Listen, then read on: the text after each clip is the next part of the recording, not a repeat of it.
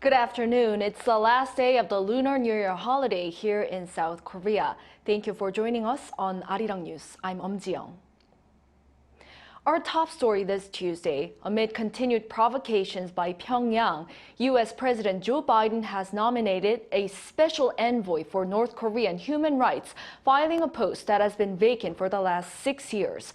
The White House announced in a press release on Monday that State Department official Julie Turner has been nominated with the rank of ambassador. She's currently serving as the director for East Asia and the Pacific at the State Department's Bureau of Democracy, the office she has served in for more than 16 years. The press release added that she speaks Korean and French, and her work has been mainly focused on initiatives related to human rights in North Korea. Now to the cold wave that swept the country from last night. On the last day of the Lunar New Year holidays, people in South Korea are experiencing some of the coldest weather of this winter. Flights from Jeju have been canceled, and heavy snow could affect travelers in the southwest of the country. Kim Jung-sil reports. A drop of nearly 20 degrees overnight. On the last day of the holiday, people in South Korea who have been traveling across the country to visit family could have a tough journey home. The Korea Meteorological Administration, or KMA, issued cold wave alerts for almost every region of the country as of Tuesday morning. Seoul dipped down to minus 17 degrees Celsius, a drop of 15 degrees from the night before. The wind chill in the country's capital made it feel like minus 27 degrees. The cold wave will peak on Wednesday when Seoul will see lows of minus 18 degrees, and Busan, where cold waves rarely take place, will see minus 12 degrees. But the temperature will start to rise from Wednesday afternoon, and on Thursday, the weather will return to the annual average of about minus 2 degrees. Along with the cold wave comes heavy snow of up to 70 centimeters on Jeju Island.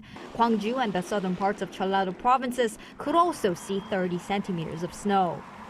So drivers on the west coast and on highways in the southwest must be careful of slippery roads.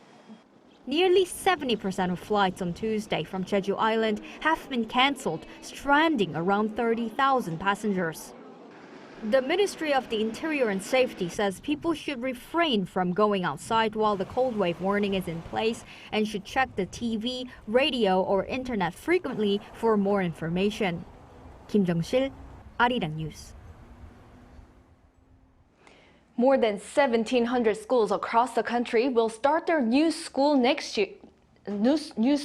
year next week after the winter break. And for the first time in almost 3 years, students will be able to go to school without wearing masks. This comes as the health authorities in South Korea have removed from next Monday the mandatory requirement to wear a mask. They say, however, that wearing masks is still recommended. The health authorities will distribute the full guidelines for mask use by this Friday.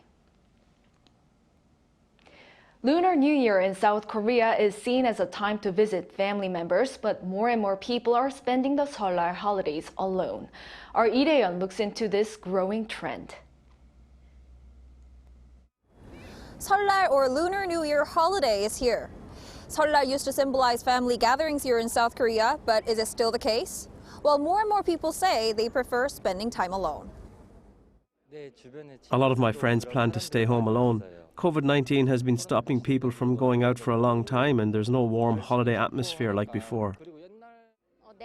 Young people say they don't want to argue with their families during the holiday. They want to spend time on their own. According to a survey conducted by the Ministry of Land, Infrastructure and Transport last week, a little over half of respondents said they plan to visit families or travel this Seollal. Compared to last year, when 63.7% said they visited their family during the holiday, it's a drop of 13 percentage points. 25% even said they had no plans to travel at all. Then what have these people been doing during the holiday? A survey conducted by one job-seeking website shows that half of the respondents in their 20s and 30s said they would work a part-time job. Of those without plans to work or visit family, almost 60% said they would rest at home.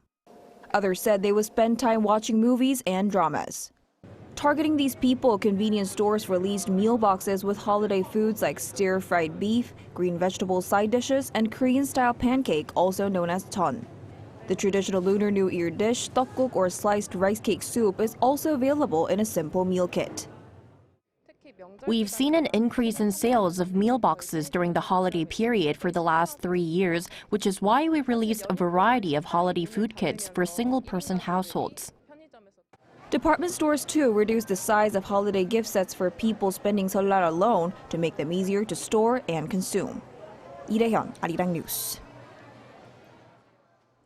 The Hollywood movie Avatar: The Way of Water has topped the 10 million viewer mark in South Korea.